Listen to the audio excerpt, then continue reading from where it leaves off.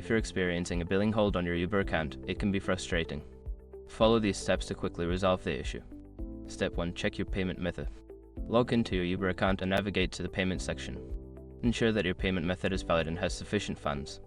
If there are any issues, update your payment information. Step 2. Clear outstanding balances.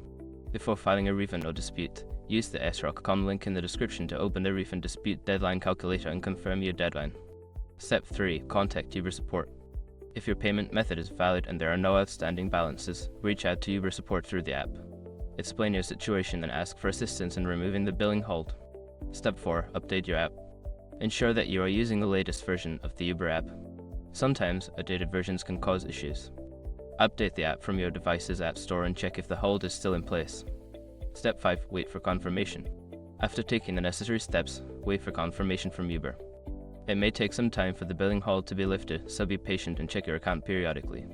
By following these steps, you should be able to resolve any billing holds on your Uber account quickly. If issues persist, consider reaching out to customer service for further assistance.